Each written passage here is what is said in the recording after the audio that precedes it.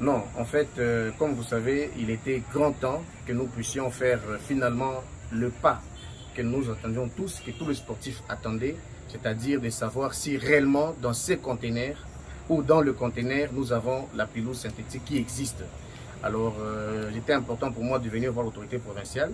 Comme vous savez, pour accéder à la DGDA, pour vérifier si cette pelouse existe réellement, il est question que l'autorité provinciale puisse écrire officiellement à la DGDA.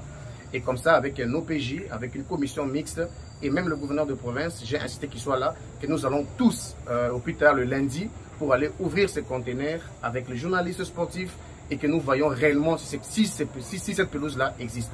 Ça, c'est la première étape. Alors, la deuxième étape est que nous apprenons que nous avons les sables appropriés déjà à Goma.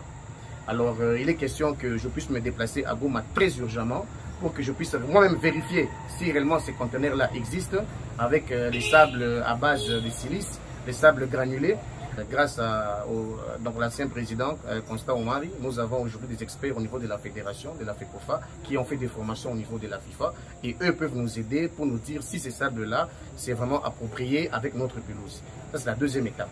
La troisième étape est qu'aujourd'hui, comme vous savez, notre conteneur avec la pelouse synthétique est bloqué au niveau de la DGDA. Alors, il est question de demander l'exonération de ces conteneurs-là, parce que c'est un bien public, c'est un bien qui n'appartient pas à un individu, ce n'est pas un bien privé. C'est pourquoi ici, je demande à l'autorité provinciale d'écrire officiellement au niveau du gouvernement central, je vois c'est le ministre des Transports, à qui on doit écrire, pour qu'il puisse aussi s'impliquer, que nous ayons finalement notre pelouse à notre disposition et qu'on commence maintenant à penser comment implanter cette pelouse-là, bien sûr après la partie génie civil. Je pense que nous avons déjà donné beaucoup de promesses à la population tchopolaise et surtout ici même à Kisangani. Je pense que ce n'est pas l'heure de donner aujourd'hui des promesses. Je pense qu'on va aller étape par étape.